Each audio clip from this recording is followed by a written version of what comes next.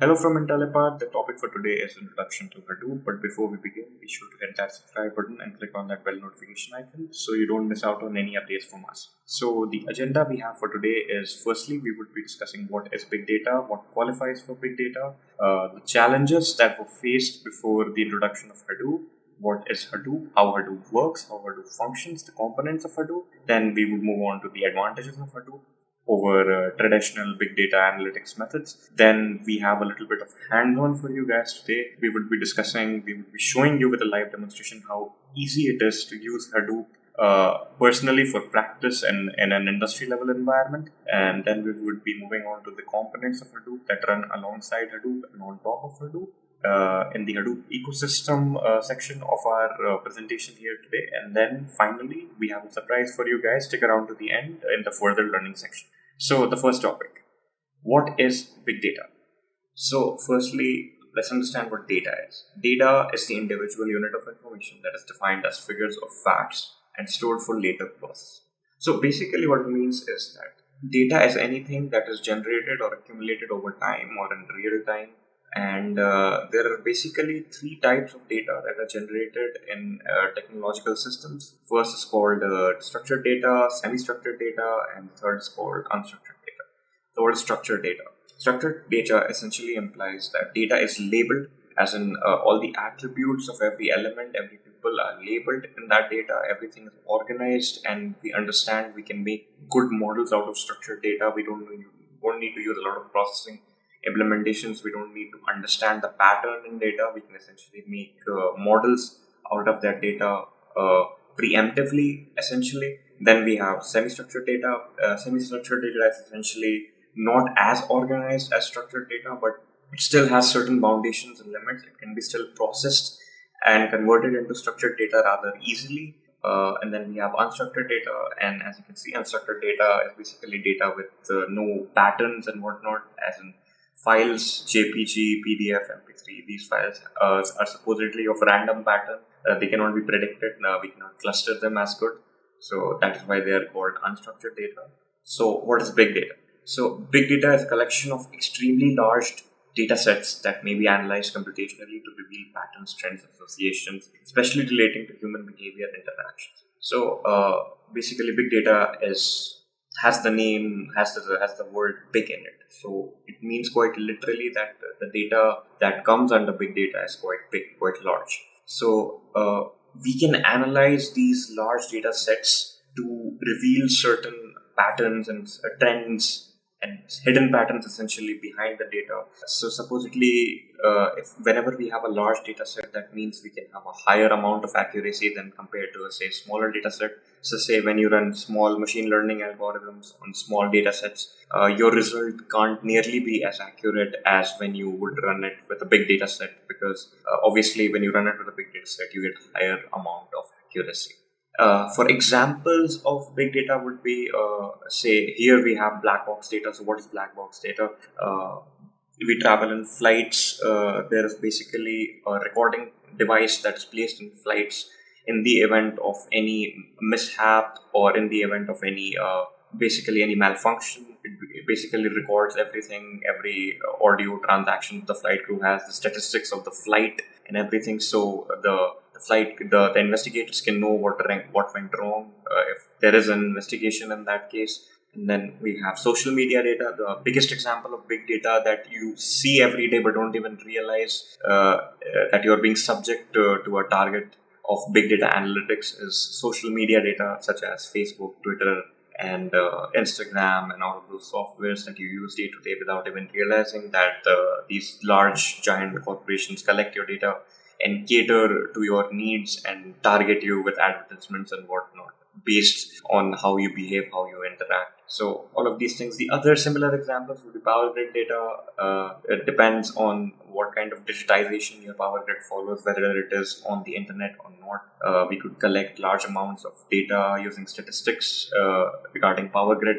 So we can essentially analyze which areas are more prone to power failures and which areas are more dependent on electricity and all those things. Once we have big data analytics, transport data, stock exchange data. Obviously, there's a lot of stock market analysis these days using computer technologies. We need to predict whether the stock price would go up or down. So if we have a large enough data set to understand how patterns have existed in the past, how stock market patterns have, how stock market trends have existed in the past, we can obviously predict based on those large summations of data sets that we have and determine how stock markets can function. Then we have search engine data. So obviously when you write things in your Google search bar or your Bing search bar, if anybody uses Bing, so you might see some results automatically recommended to you. So that's basically based on the concepts of big data, because a lot of other users as well have went down the path of searching the same things as you have on Google in most cases, and based on those search results, Google recommends you the search result that you would need the most. It thinks you would need the most. So these things happen using big data analytics. So we need to discuss, there are certain criteria that are involved with the labeling data as big data. So it isn't just simply that the data has to be extremely large in size to be called as big data. That is not the sole differentiation between normal data and big data. So there are basically 5 V's which we can use to basically determine this difference. So the 5 V's are namely velocity, volume, value, variety, and veracity. So basically the big 5 V's of big data. So what is the first V that we have? The first V is velocity. So the velocity refers to the high speed at which data flows. So basically the criteria for big data to be termed as big data would be if it is in a continuous flow. There should be a massive and continuous flow of data. It shouldn't be just the static data set that already exists. It should be ever changing. The velocity, essentially the speed at which data is generated, should be high. So for example, here we have on Google more than 3.5 billion searches are made a day. So this is a pretty good example of big data, because 3.5 billion searches could amount to a large size of the data, and it also amounts to something that is always happening. Like you would always have roughly this amount of searches, this amount of searches being made every day. So this fulfills the criteria for the velocity aspect of big data. Next, we have volume. Volume means, obviously, as the name says, it should be huge. We've discussed this.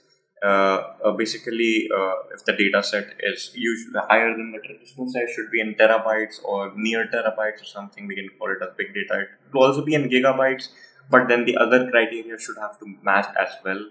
Basically, it's a little bit subjective on what the threshold for it being called a big data is, because as technology is evolving, it is becoming easier and easier for us to even analyze gigabytes of data. So right now, terabytes of data is the threshold, the rough threshold that we use to term the volume aspect of big data. For here we have the example 6.2 exabytes, 6.2 billion gigabytes. Basically, that is a lot of data. It's generated in total in the world throughout, a month. So basically, we could say that is a pretty huge amount of volume. Then we have variety. So we discussed in the first slide about data.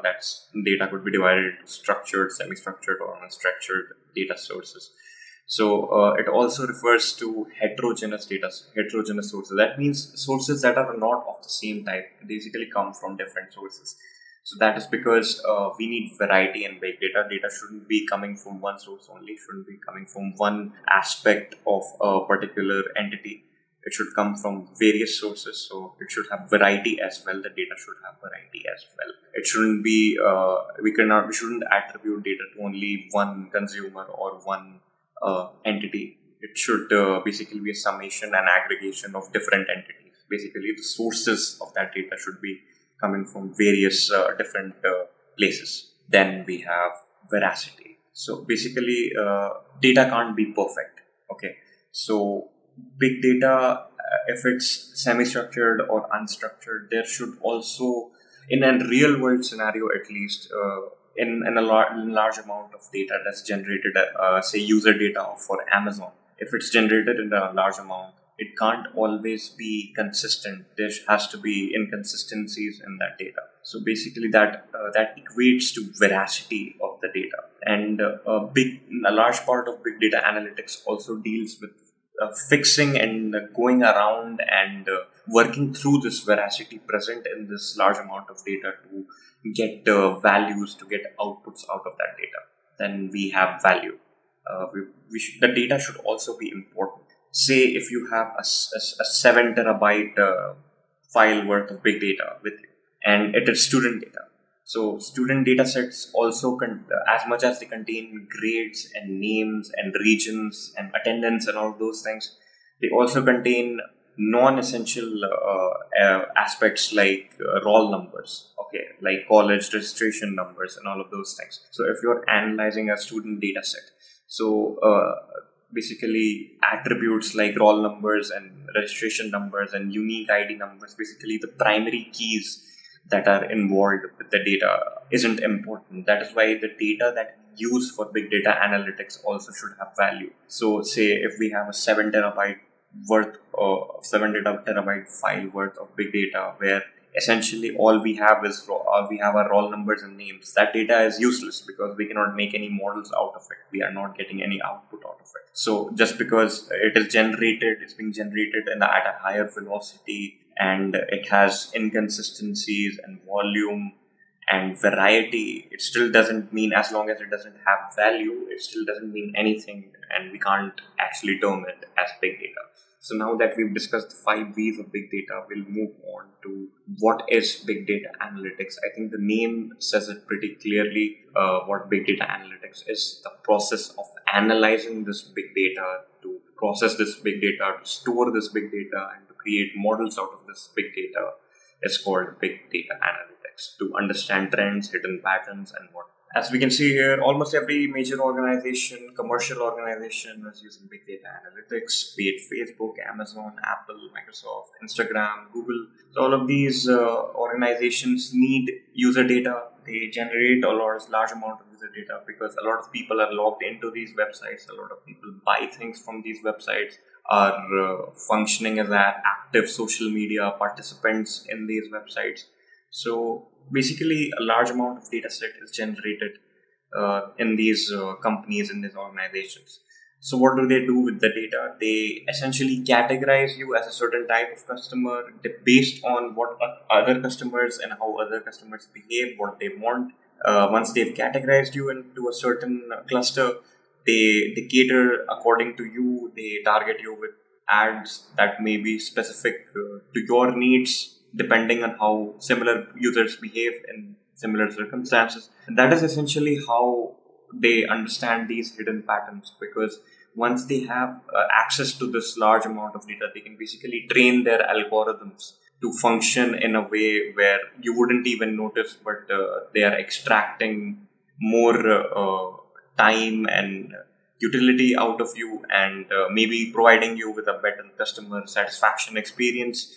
And these things are possible only because of big data analytics. So it is basically a hidden algorithm, a hidden implementation that works behind everybody without anybody even realizing it, but it is being used. So and the results have been good as well. These implementations of big data analytics have made a direct impact on profits, customer retention, targeted publicity and ads, customer satisfaction, as we discussed before. Obviously, it's not just about the profit that these companies make. You obviously get a better user interface. You get a better response from these websites when you use them, because they understand how you behave. Although you might not see it as a good point, but you basically save a lot of time when things are catered according to your needs. So the companies gain certain amount of profits, and you get a custom made UI experience, a custom made targeted experience for you.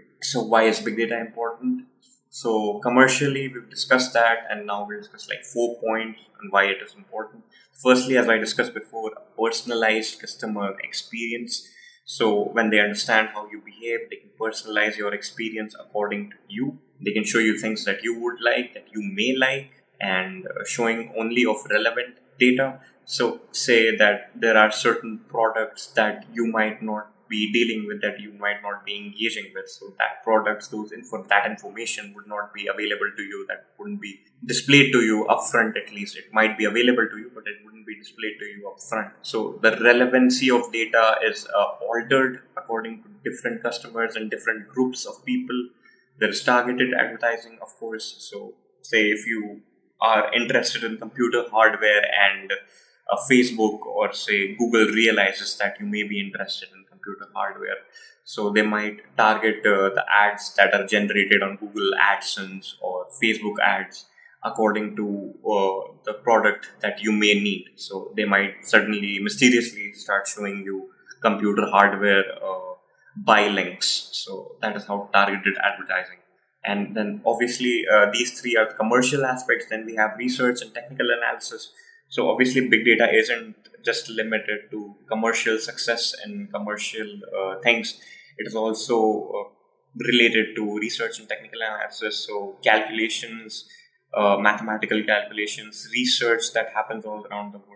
When we have large amounts of data sets available, say weather data sets or geographical data sets, earthquake data sets, tectonic land shifting data sets, and all of these informations, we can also use it to perform research about how things might progress and how the environment functions, essentially depending on various aspects. So basically the data that we can generate, the amount of big data that we can generate is virtually unlimited.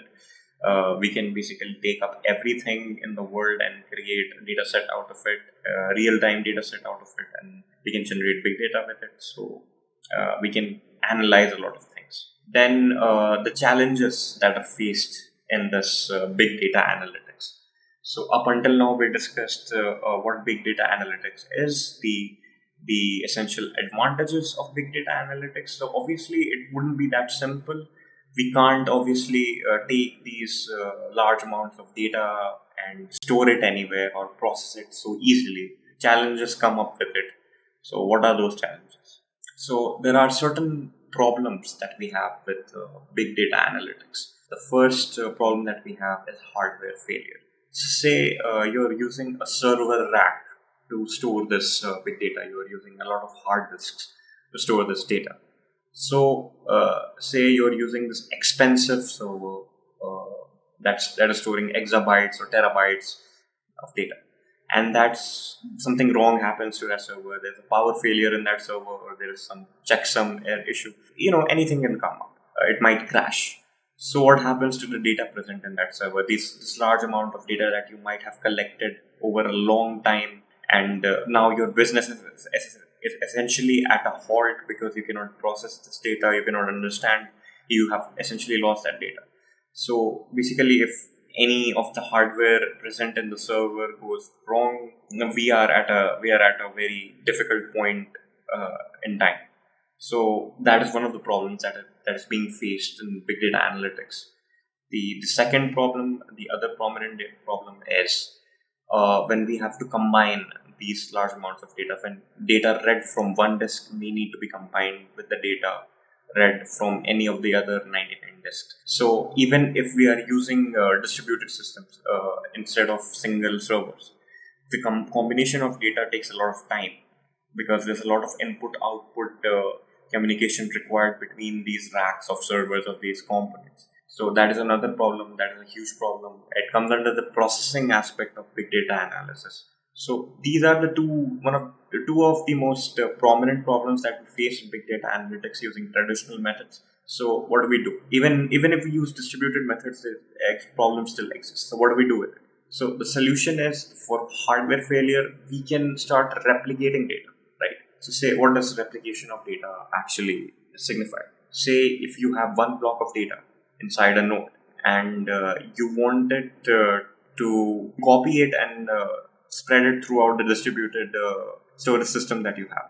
So you have now 4 copies of the same data. So even if one node fails, one node in your cluster, the distributed cluster that you may have for storing big data fails, you still have 3 more copies of that data, right? So you can basically access it from the other node until the first node is resolved, the first node is fixed or removed. So the data replication aspect of it is done automatically using the Hadoop distributed file system. So as opposed to traditional distributed file systems, what Hadoop distributed file system does is it does all of this replication and copying of data and storing it in different nodes all automatically in the background. You don't even have to do anything about it. So basically Hadoop manages this all on its own. That is the solution that we have for hardware failure. And then we have solution for combining data. So combining of data essentially comes up when we are using a distributed system to process the data. So when you are executing multiple processes in parallel, so the final output that we would need in a big data analytics problem would be to combine the outputs of those two processes that have been running in parallel and process it in a single environment, a single place.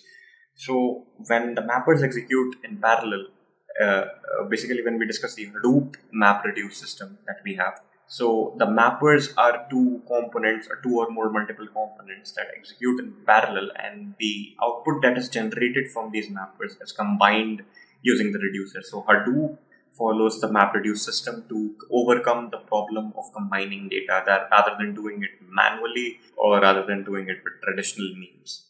So these two things, the Hadoop distributed file system and MapReduce, both are components of Hadoop, and these provide solutions for combining data and a solution for hardware failure. So what is Hadoop? So what is Hadoop? Apache Hadoop is a platform used for storing big data across spectrum of devices. So just before this, we discussed about the issues that are being faced by traditional distributed file systems. So Apache Hadoop is the solution for that. The distributed file system that Apache Hadoop provides is called the HDFS, or the Hadoop for Distributed File System, and it does most of the tasks required by a distributed file system automatically in the background, and it stores data across the nodes present inside the distributed file system in a much more efficient way, where it is easy to access, easy to read, write, and process. So why do we use distributed file systems? We basically use them because we need to execute these big data queries in parallel. Because if we execute big data queries in a sequence without dividing them into subtasks, then it would take a large amount of time. So we need to take a large number of nodes. We need to divide this data according to that large number of nodes, and we need to distribute it uniformly and execute it in parallel. Once the output for all of those analytic operations have run, we combine the output, and that is essentially how the Hadoop workflow occurs. So the file system is called HDFS, and the computation layer is called MapReduce, which is a processing paradigm. So storage HDFS and processing MapReduce. Hadoop is also open source, so we can basically look into the code, alter variables in it, alter the Hadoop code according to our needs, according to the system configuration that we have, the cluster configuration that we have, or according to the needs of our organization. So what are the goals? Why do we use Hadoop? So we use Hadoop for simple big data tasks. So what are the big data tasks? Structured, the data sets, if they are structured or non-structured, we use the Hadoop to process all of those. We use Hadoop to basically implement the concept of simple programming models. So Hadoop is essentially not a language. It's made up of Java, but it's not something that you need to learn as a language. The advantage of Hadoop is essentially that we don't have to learn anything new. We just need to use the libraries that Hadoop provides. We just need to run our code inside a distributed file system, and all the other logic involved in the program remains essentially the same. So we can essentially call this entire concept a simple programming model, where Hadoop does all of the work that correlates with file storage and file processing, while we can execute the same logic as we would execute on a single node system, even when we are not performing tasks on big data. So a little bit of background history on Hadoop if you guys are interested. So Apache Nutch was a software that was created by Doug Cutting and Mike Caffarella in 2002. Then the Nutch distributed file system was established. This is essentially the first iteration of the HDFS. And then the MapReduce was established. out of nudge to be clubbed into a new project. The NFDS and the MapReduce was extracted out of the nudge software to be put under a new project called Hadoop, and that is the Hadoop that we know today. That updated and upgraded in versions to the Hadoop, the 3.2, the latest version of Hadoop that we know today. So Yarn was introduced somewhere in between HBase, Hive, all of these components on top of Hadoop. And finally, the Cloudera was incorporated, and the final release that we have in Hadoop is Apache Hadoop 3.2. So that was a little bit of background history of Hadoop, although not very relevant today, but it's important to understand the history of how certain component softwares have come to the point that they have.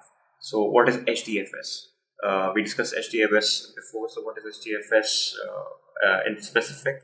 HDFS is a file system designed for storing very large files with streaming data access patterns running on a cluster of commodity hardware. So the most important revelation that Hadoop brought to the scene was the usage of commodity hardware. Up until Hadoop came into the scene, what was happening was we were using these expensive servers to store big data. We were using expensive servers and processors to basically store big data and store it in distributed file systems or single file systems, running all these operations in parallel. Hadoop basically gave us the benefit of being able to use commodity hardware. Commodity hardware means regular use hardware. It could be your PC or my PC that we use personally at home or at our offices. The specifications of these computers don't need to be that high, because what HDFS essentially does is connects all of these computers that we would call nodes in parallel across the distributed file system, and all of the operations, all of the storage that is being implemented in these file systems are stored uniformly, equally across all of these nodes that are present in the cluster. So commodity hardware, basically we don't need to go out and buy very expensive server hardware for this. We can just use the clusters, the nodes that we have in the office already present, and we can store large files with it. Basically, the storage of big data problem is solved. We can process this big data using the processing components of these components of these nodes that we have across the cluster, and basically this reduces the cost a lot, helps us increase fault tolerance, and overall increase the efficiency of things, because Hadoop manages all of this in the background. We don't need to manually interfere with anything other than the configurations. So what are the design factors? What are the advantages essentially? What was Hadoop distributed file system designed with the aim of? So the first is high throughput, basically high efficiency. And the second is handling large data sets. Obviously, if we have large amounts of commodity hardware present inside the cluster, we can store data in a quantity that is directly proportional to the cluster size. Then we have hundreds and thousands of nodes, so we can keep adding nodes in this cluster. The more devices that come inside the organization or the workplace that we're working in, or more servers that come in, we can keep adding that. So basically thousands of nodes can be managed and maintained in uniformity using the HDFS, and then portability across heterogeneous hardware software. So say your nodes are not of the same operating system or don't have the same hardware in them. It doesn't matter. You don't need to have compatible hardware or compatible software across the cluster. One person can have a Mac PC, the other person can have a Windows PC, and the Mac PC and the Windows PC can still be part of the same Hadoop cluster. So these are the things that the HDFS achieves, and these are the design qualities of it. Then we discuss the architecture. Firstly, we'll look at the architecture just in diagram form. Firstly, the primary two components of the HDFS are the name node and the data node. The name node is essentially, if you've studied linked lists before, the name node is the node that provides us with the addresses of the data nodes.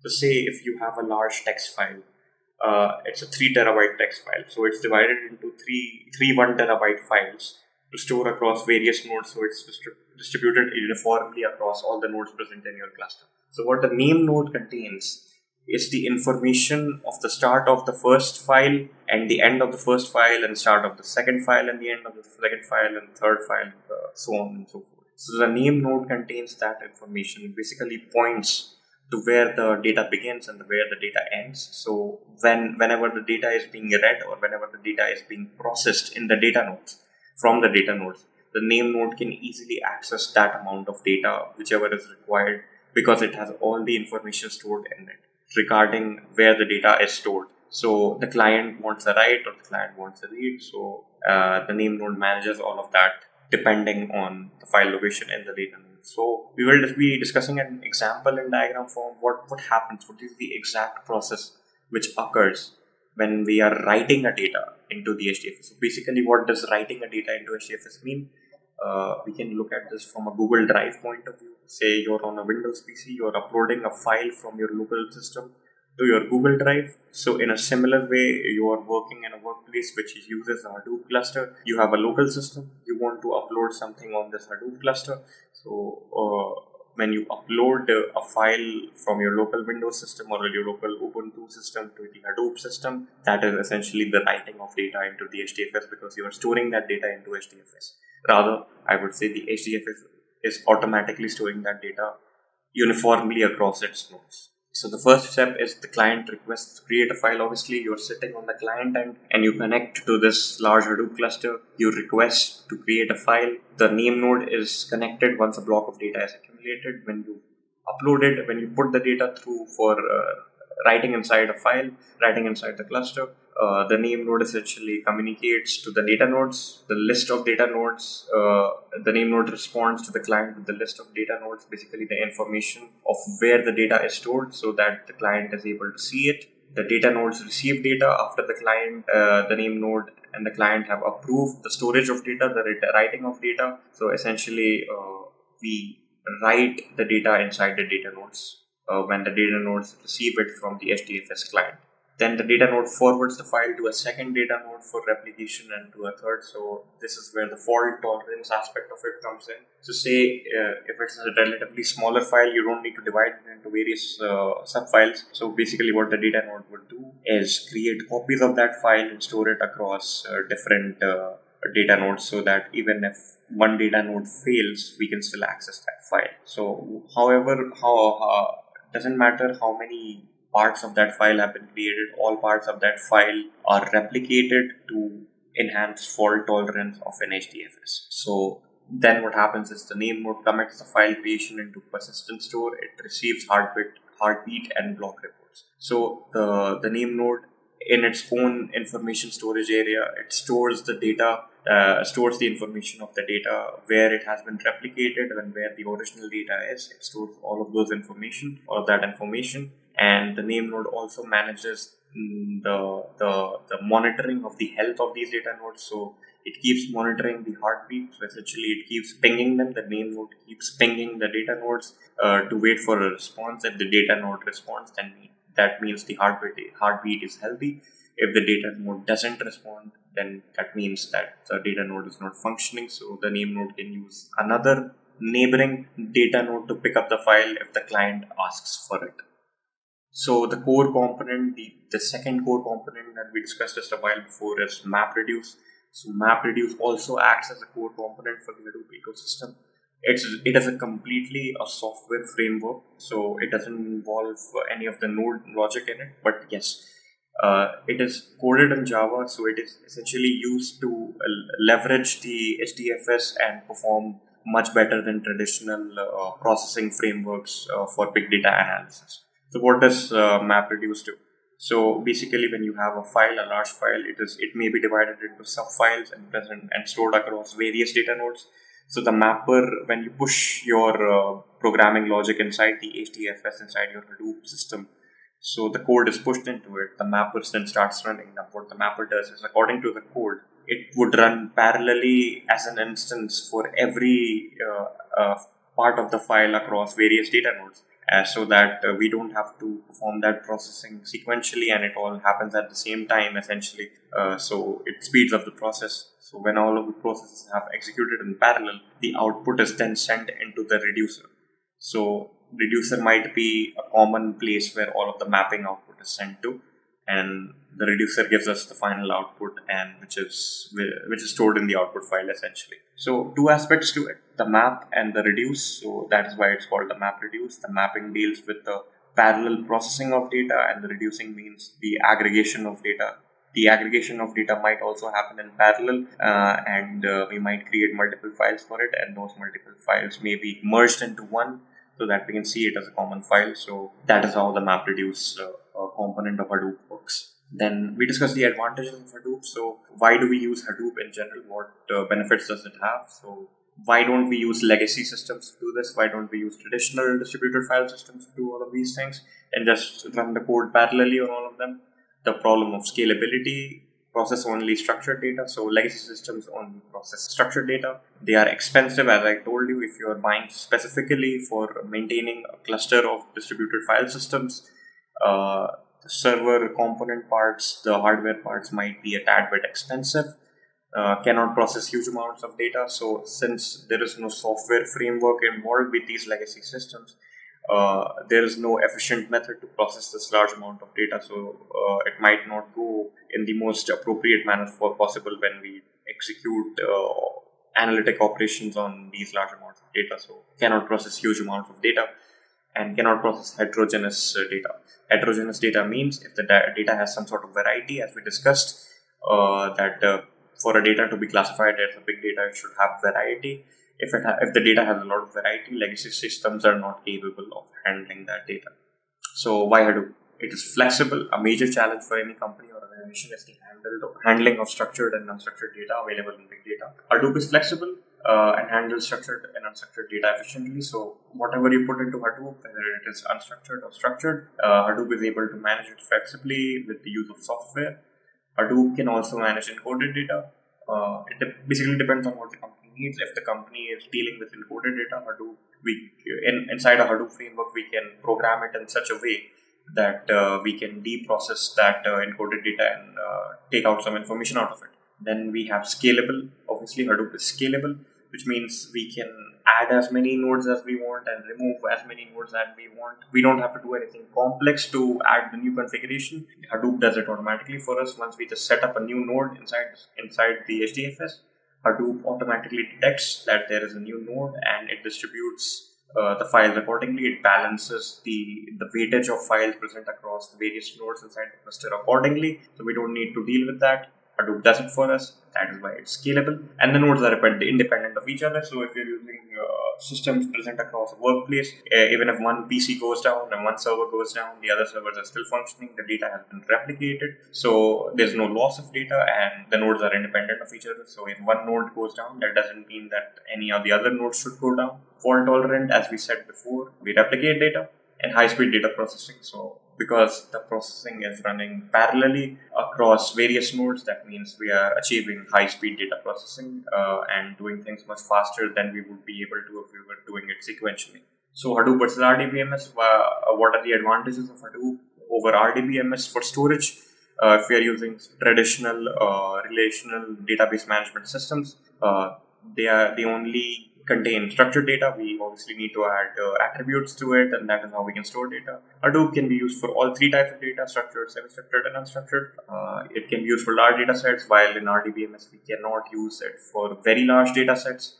It would be a lot of overhead on the server, and then Hadoop can read and write data quickly, and whereas in RDBMS we might have to implement certain methodologies to write data quickly, but we can access the data we can only read the data as we desire. We cannot actually write as much as we want in a huge amount of time, in a small amount of time. Then we move on to the hands-on section of the tutorial. The MapReduce that we have right here, we have three components. The first is the word count.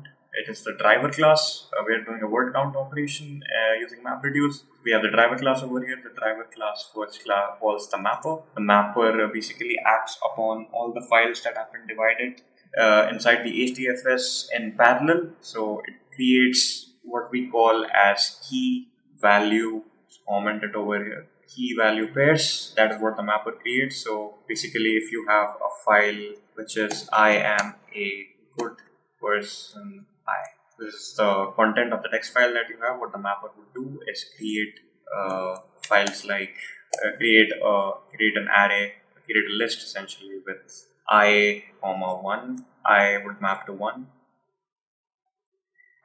M would map to 1, A would map to 1, and so on up until again we come with I would map to 1.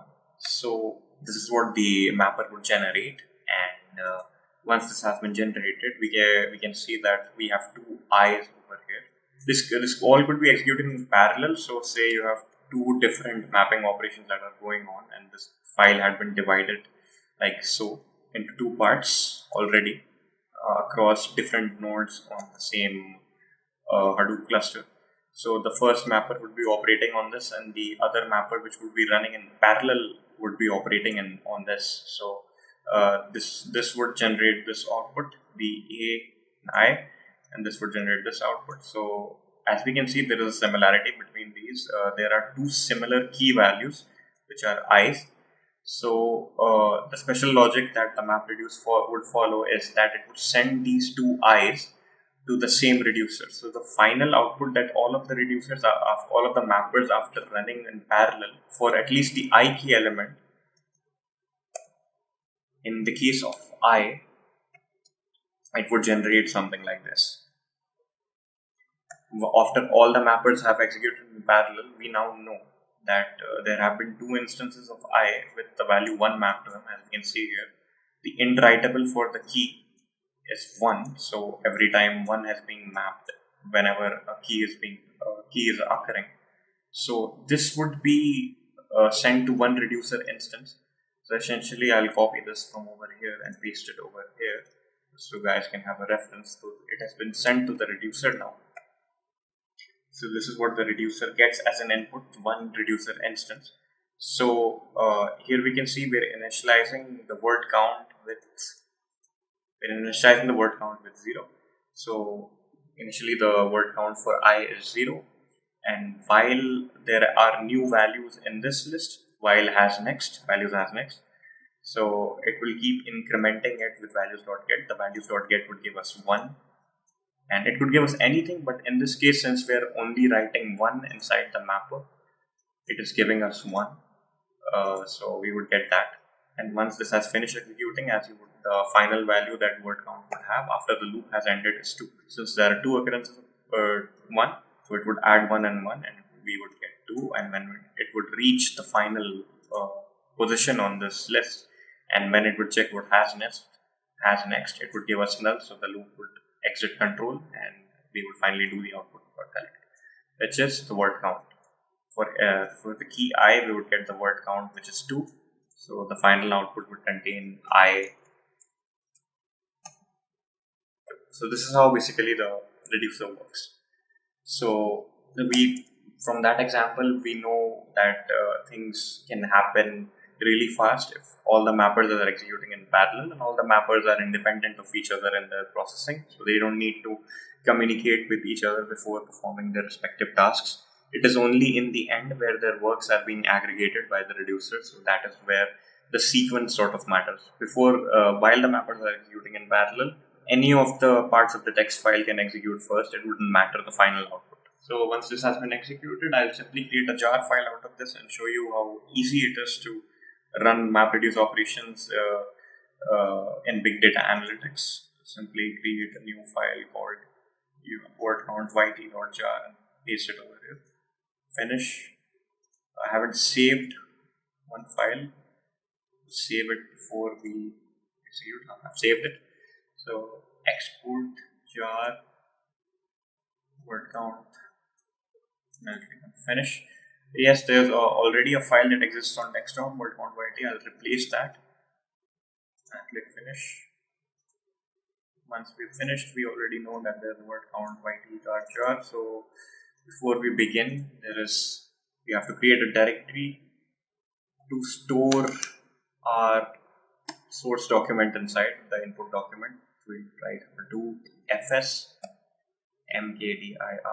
We create a directory and call it input ytt. Let's enter and create a new directory. not create a new directory. Actually, we'll upload the file from our Linux system to the Hadoop server. Put Shakespeare.txt. This is a text file that is present in my home directory, by the way. Don't be confused by that. And we'll simply, let's not type this, I'll just copy the input directory that I just created and paste it over here.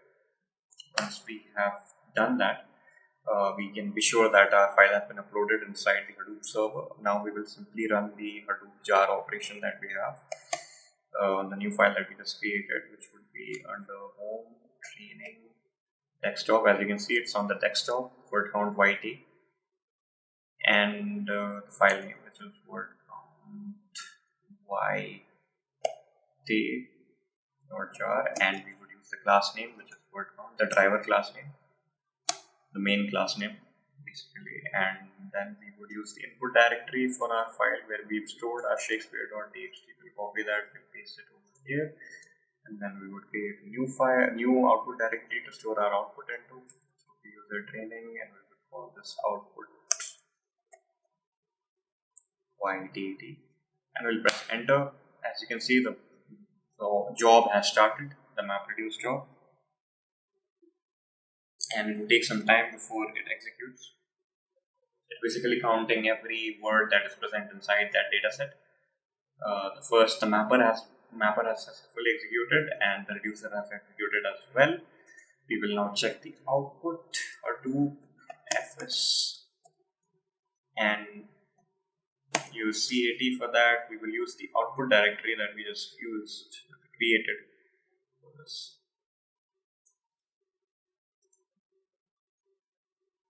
And paste it over here. We'll add part 5 zeros.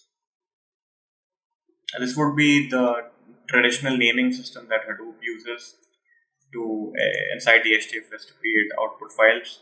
So Shakespeare.txt is a smaller data set, so it generally generates only one part file. So we don't need to concern ourselves with the other ones. So we'll basically look at this. And here we have our word count, basically count of every word present inside the Shakespeare.txt. That is a little bit of hands-on how MapReduce works and how easy it is to use Hadoop, and that is about it in the hands-on. So basically what you need to gather from this is you can write simple Java code as long as you're importing Hadoop libraries inside. You can perform those simple Java operations on very large data sets as well without having to learn any newer technologies or whatnot. So that is one of the biggest advantages of becoming a big data developer, understanding big data, because the possibilities are endless, and once you have access to a big cluster, you can execute that same sort of logic using the same methodologies as you would use for smaller data sets. So if you're intimidated by the phrase big data, you shouldn't be, because it is basically same coding logic. You just need to implement it inside a Hadoop cluster. So now that the hands-on is done, we can now discuss about the other elements that run on top of Hadoop or alongside Hadoop, the components that we can use that complement Hadoop, basically the Hadoop ecosystem. We have a figure for it. So up until now, we discussed what the HDFS is and what MapReduce is. So MapReduce essentially deals with the processing aspect of Hadoop, and HDFS deals with the storage aspect. So one step by step, we will now be discussing everything that is present inside the Hadoop system. First, we have Yarn. Yarn is resource management. So how does Hadoop operate? How are jobs allocated inside Hadoop? As you just now saw, I executed a MapReduce job. So how are those jobs allocated efficiently across various nodes present inside a Hadoop cluster? So we use Yarn for that. So what Yarn does is it assigns jobs to the various nodes present inside your Hadoop cluster in a manner efficient enough that there is no imbalance created anywhere. So basically a resource management system. We have Hive. Hive is a data warehouse software. Basically, it's a warehousing tool. It is used to take the larger data set present inside a Hadoop file system, and we can basically warehouse it and view it according to however we need it to view. So what is Spark essentially? Spark is a computational engine which is 100 times faster than Hadoop. It uses Hadoop as the storage unit. So basically all the files that Spark picks, all the is stored inside the HDFS, but it doesn't use the MapReduce implementation that Hadoop has. Spark uses own computational engine. It processes the data, and it could use libraries like mlib to further create models, machine learning models out of that data. Spark works with Python and Scala, so these are the two languages you can use to basically take advantage of Spark. Then you have Pig. Pig is used for processing large amounts of log files. So log files fulfill the criteria of big data because they are continuously generated. They are of extreme sizes when we are talking about large websites, large commercial organizations. A huge amount of log is created in those entities. Then we have HBase. HBase is a NoSQL database. So with your storage place set in the HDFS, the database set in the HDFS, if it is a NoSQL format database, you can basically query it with HBase. And then we have Zookeeper. And Zookeeper is basically used to coordinate the various nodes that we have present across the present across the cluster essentially, and it is used to coordinate all of those nodes to perform a single task or multiple tasks, basically scheduling the tasks. That's what Zookeeper does, management and coordination. We've already discussed Spark. Kafka is used to attain data in a real-time environment, creates a pipeline between system and applications to ensure a fluent flow of data between the system and application in real time. Then we have something like Uzi, which is used for scheduling inside a cluster. It's used to schedule jobs just as well as Zookeeper. Then at the bottom we can see something like Flume and Scoop. What Flume does is it takes real-time data from websites, and it transfers it and stores it inside the HDFS. As you can see, there are a lot of logos near Flume, like Facebook and WhatsApp, and the unstructured and semi-structured data that is generated from these websites, that is accessible by Flume, that is publicly accessible or accessible within an organization. It takes that data and puts it into the HDFS so that we can further process it using Hive, any of the tools that we have on top of the Hadoop architecture. On the right hand side, we have Scoop. So if you want to transfer data to and fro between a traditional relational database management system and the Hadoop distributed file system, if you want to transfer data in between those two entities, you can use Scoop for that. So it acts as a bridge for transfer of databases between the two. So now that we've discussed the components present inside the Hadoop ecosystem, the part that you guys may have been waiting for is the average salary all across the world of the Hadoop developer. If you decide to become Hadoop developer, these are the numbers that you need to understand. These are the average salaries. So if you're a Hadoop developer in the United States, you could get the average salary is $130,000, which is a lot, and that is not even the top of the salary. It goes as far as $400,000, depending on the job profile that you have. If you have a managerial position or not, starts off with at around $75,000 to $80,000, which is quite good as a starting gig. Then you come over to India. So in India, the job profile, the salary, it starts at around 8.5 lakhs per annum, with the average of 11 lakhs per annum, and you can go as high as 20 lakhs per annum when you reach a managerial position. In the UK, it's 77,000 pounds, which is quite high considering the currency status of the pound. So yeah, these are the numbers of an average Hadoop developer. So now that we've discussed all of the things that matter, the course content and the salary of the Hadoop developer, if you have incentive to become one, we can now move on to further learning aspect of our session here today, guys. an investment in knowledge always pays the best interest. So as much as the salary numbers are important to run day-to-day operations, to get somewhere, to have a financial backbone, it is also important that you understand the concepts that you learned really well. So if you have a firm grasp of the technologies that you are learning, you can essentially, the ceiling for progressing is way higher than it would normally be. So it is always encouraged to firmly grasp the concept. And as we know, if you are looking to become a Hadoop developer, you can obviously check out the course that we offer. We provide industry level training for Hadoop, and you can check out our Intellipaat blog. You can check out our YouTube channel for other videos to know how good the courses are. And other than that, if you're watching on YouTube, we have a special offer for our YouTube audiences. You can use the YouTube coupon code YouTube30 to get 30% off on all our courses. But what courses are we offering? So we'll specifically discuss the Hadoop course that we offer, just to give you an example of what are the features that we provide. So this is the Intellipaat.com website that we have.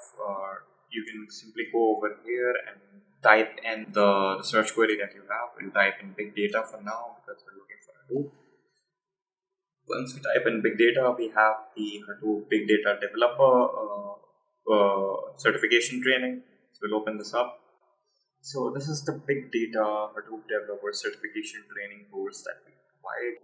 So if you're looking to understand big data, Hadoop, as we discussed in the session right now, if you're wanting to do some industry level projects in it, if you're looking for guidance, so we provide instructor-led training in this course, 30 hours. So you will be seated in a session, online sessions. You can ask the trainer live about your doubts. The trainer would resolve them. The trainer would teach you live. So basically, any doubt that you have that comes up, you can ask it exactly at that time and the trainer would resolve it. Then if the trainer is going too slow or too fast for you, then we have our video bank, self-paced videos. You can watch those videos and come up with your own doubts and ask the trainer if your pace isn't matching with the trainer. So these are self-paced videos that we have. These are additional 30 hours of content that you get absolutely free with instructor-led training. Then you have exercises in project work worth of 60 hours. These are industry level exercises in project work. So once you solve them, you can get certified, and once you are certified, we can provide you with certain amount of job assistance in the big data development industry. We can forward your resumes, we can get you interviews. Then obviously there is a flexible schedule depending on what the customer is asking for. We can make your schedule flexible. Say if you aren't able to attend one session, we can put you in another session in another batch, so you don't miss out on the content, the live content. And there's a lifetime free upgrade. So what this means is we provide an course upgrade feature. Say the Hadoop technology evolves, say there is an upgrade in Hadoop, and you can basically come back to the course and see that there is an upgrade, and you can access the new content, the revised content according to that update, basically free, absolutely free. And there is no additional cost for that. So we provide that from lifetime. Once you bought the course, you can come back anytime and see what upgrade we have in the course. And there's 24/7 lifetime support and access. So if you have any doubts regarding any assignments, any technical issues that come up with software, you can contact support for that. We are always available 24/7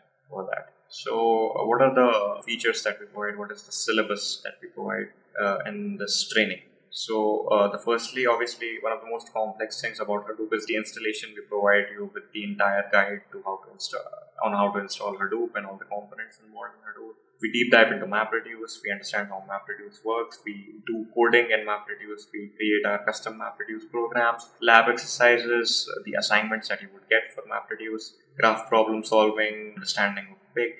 We delve into Pig, Hive, data formats, Apple data formats, HDFS Architecture, Hadoop cluster setup, and running MapReduce job, advanced MapReduce, developer projects. So there are projects with MapReduce, Hive, and Scoop, and a lot of these things. So at the end of it, you get a certification, and these are certain reviews that we've got from our customers. You can view these reviews. These are pretty good. These are people who've taken our course and have had great experiences with it. That's about it. Okay, so now that you know the course content, the course syllabus, if you decide to subscribe to the course, if you decide to buy the course, you can use the coupon code YouTube30 to get 30% flat off on the courses. So that is what we're providing to our YouTube audiences today. And yeah, so if you have any doubts, if you want to know the syllabus better, if you want any career assistance, basically course assistance, to decide which course is the best for your needs, because we provide multiple big data courses. So you can chat with our course advisors, you can call our sales team. They would be happy to inform you on what course to take. We have industry level professional, industry level guidance counselors for that matter. So you can go ahead and give us a call on the numbers presented on your screen. So that is about it, guys. Thank you for attending this session. Hope to see you next time.